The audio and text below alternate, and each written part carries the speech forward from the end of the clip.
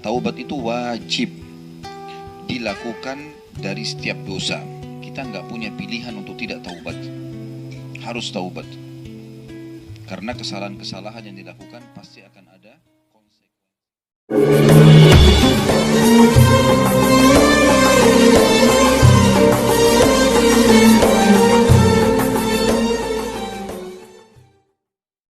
Setiap yang kita lakukan akan ada hukumannya.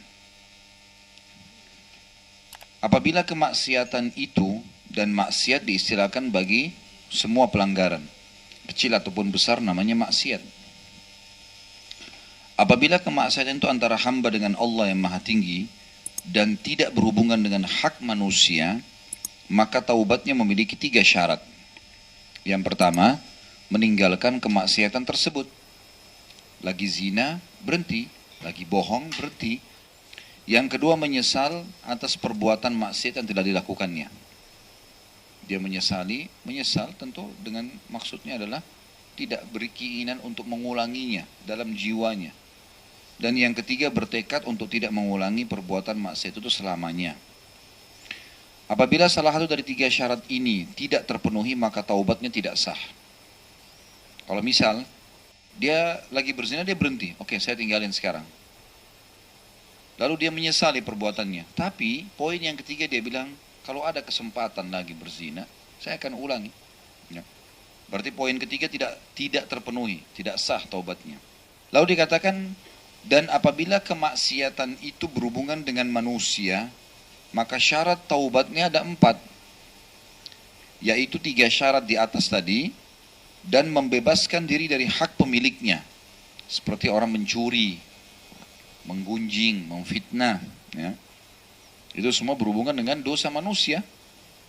Maka dia harus taubat kepada Allah, dan juga dia harus mengembalikan haknya orang itu. Apa yang pernah dicuri dikembalikan sama dia. Dia pernah merusak nama baiknya orang, dia perbaiki nama baik itu. Dia pernah memfitnah, dia meluruskan. Apabila hak itu berupa harta atau sejenisnya, maka wajib mengembalikan kepadanya. Apabila berupa tuduhan zina atau sejenisnya, maksudnya fitnah, maka dia harus memberikan kesempatan kepadanya untuk menghukumnya atau meminta maaf kepadanya. Kalau orang berbuat kezaliman kepada manusia, pada orang lain, maka selain dia bertaubat kepada Allah, dia juga harus mengembalikan haknya. Itu yang sedang dibahas sebenarnya. Wajib melakukan taubat dari semua dosa yang pernah dilakukan itu, baik yang berhubungan dengan haknya Allah atau haknya makhluk manusia. Jika seseorang bertaubat dari sebagian dosa, maka menurut para ulama taubatnya dari dosa itu sah dan tersisa kewajiban taubat dari dosa lainnya.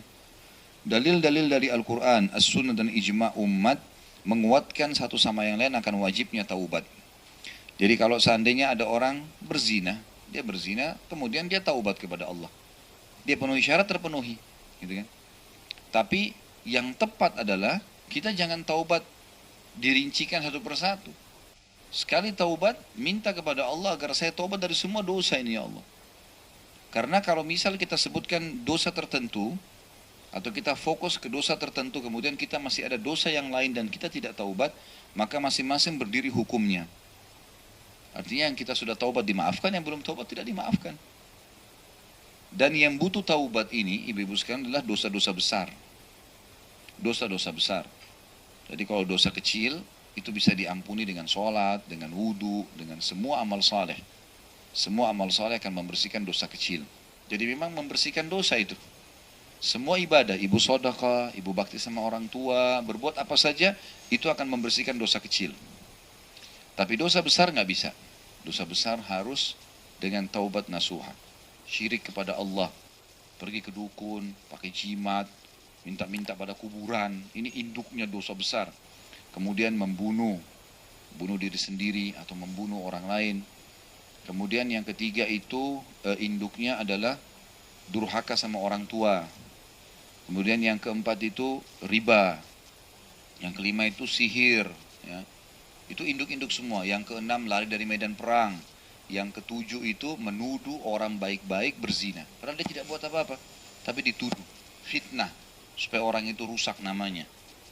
Tentu ada yang lain, ada kezaliman, ada memakan harta yang haram, ada mencuri, ada menggunjing, Ya. Baik dalil tentang masalah wajibnya taubat ini, yang pertama adalah surah An-Nur ayat 31. Surah An-Nur ayat 31.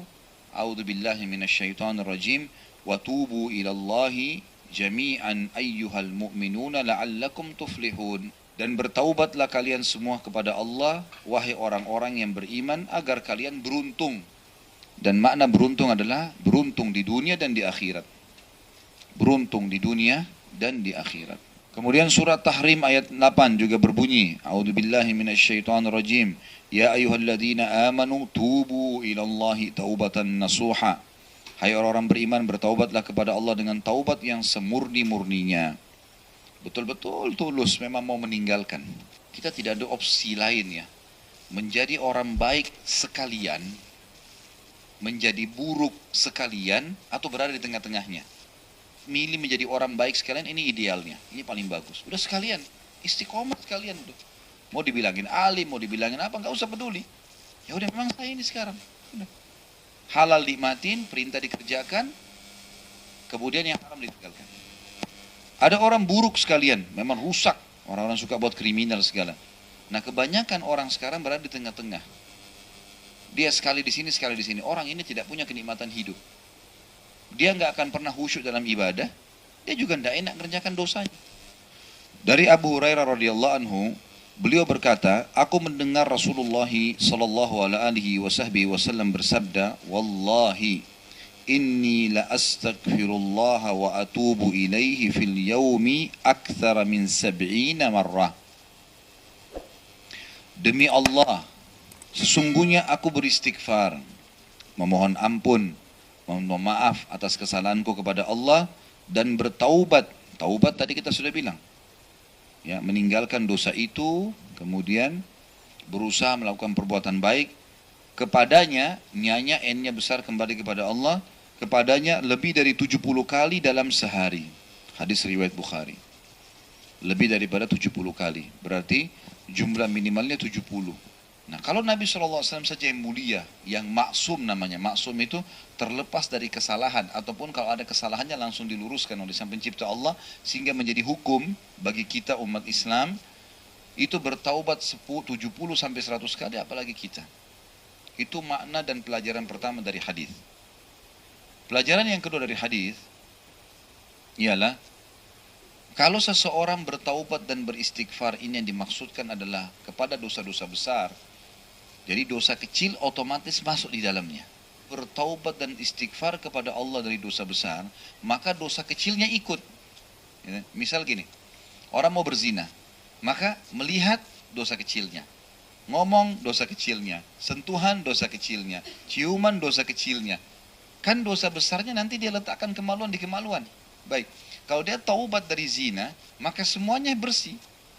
Semua termasuk dosa kecilnya, yang berentetan dengan dosa itu jadi bersih. Orang mau mencuri nih, dia niat mau mencuri dan mulai pakai baju untuk mencuri, dia mulai jalan melangkah, itu kan dosa semua. Buka rumahnya orang, itu semua adalah dosanya. Kalau dia batalin, dia nggak dapat dosa besar. Dosa besarnya kapan? Pada saat sudah ngangkat barang tuh. Dia udah ambil, udah mencuri. Nah, rentetannya kalau dia bertobat dari dosa mencuri ini, taubatnya membersihkan dosa besarnya, membersihkan juga semua dosa kecilnya. Jadi semuanya jadi bersih. Nah, ini faedah yang kedua. Artinya, kenapa Nabi SAW fokus kepada kita menyampaikan bertaubat dan beristighfarlah, karena saya setiap hari 70 sampai 100 kali. Artinya kalau kalian taubat dengan dosa besar, dosa kecil ikut. Jadi lebih bagus gitu, sekalian aja. Dan saya sudah bilang tadi, dosa besar itu kita kerjakan secara nyata atau enggak, tetap aja bertaubat dan beristighfar. Dan niatnya untuk bertaubat dari semua dosa besar. Jangan fokus ke satu jenis saja. Tadi saya bilang di awal pertemuan, masih ingat kan? Kalau kita cuma fokus ke satu dosa, maka itu yang dibersihin. Berarti kalau ada dosa lain belum ada pembersihan. Makanya taubat dan istighfarnya sehari itu, dia tidak fokus ke dosa khusus.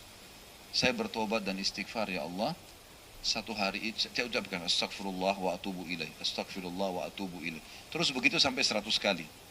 Maka kita niatkan memang ini bukan dosa kecil, tapi semua dosa besar, ya Allah, bersih. Termasuk kecil akan masuk dalamnya. Jelas ya?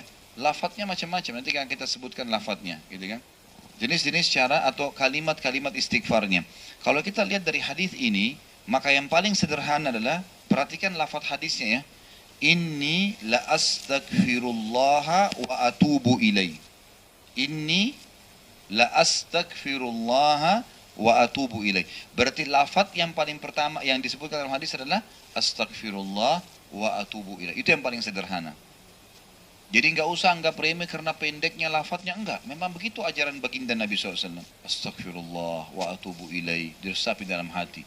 Astaghfirullah wa atubu ilaih. Astaghfirullah wa atubu ilaih. Terus begitu kita ucapkan. Lafadz yang kedua, ada hadis Nabi SAW yang berbunyi, saya tidak terus terang tidak tahu di bab kita ini ada ditulis atau tidak. Tapi ada hadis yang sahih berbunyi, siapa yang mengucapkan astaghfirullahil azim. Astaghfirullahal azim. Alladzi la ilaha illa huwal hayyul qayyum wa atubu ilaih, maka akan diampuni dosanya walaupun sebanyak buih di lautan. Jadi di sini agak lengkap. Astaghfirullahil azim alladzi la ilaha illa huwal hayyul qayyum wa atubu ilaih. Kata sebagian ulama hadis, penyebabnya kenapa dosanya dibersihkan walaupun sebanyak buih di lautan karena ada dua sifat Allah yang mulia.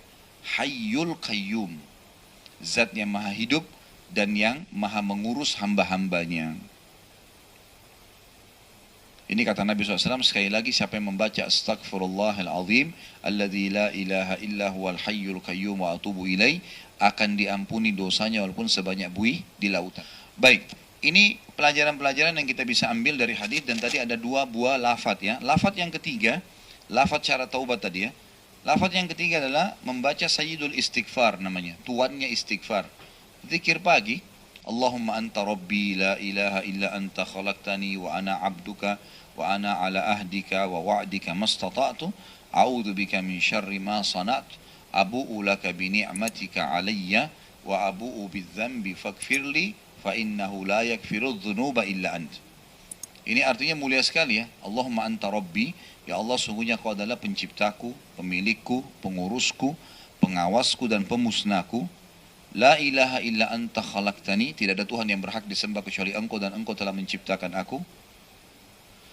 Dikatakan khalaqtani wa ana abduka, dan aku adalah hambamu. Wa ana ala ahdika, dan saya selalu berada dalam perjanjian denganmu. Wa wa'dika, dan janji-janjimu. Mastata'tu, semampuku. A'udzu bika min syarri ma sana'tu, aku berlindung kepadamu dari semua keburukan yang aku lakukan. Abu'u laka bi ni'matika alayya, aku mengakui segala nikmat yang kau berikan kepadaku. Wa abu'u bidzambi, dan aku akui semua dosa-dosaku. Faghfirli fa innahu la yaghfiru dzunuba illa ant, maka ampunilah aku karena tidak ada yang mengampuni dosa kecuali engkau. Ini lafadz yang ketiga. Lafadz yang keempat, kata ulama, masuk di dalamnya juga istighfar secara umum. Misal orang bilang astagfirullah, atau dia bilang astaghfirullahal azim. Ya. Ini semua masuk di dalamnya, karena kalimat istighfar masuk dalamnya, gitu kan.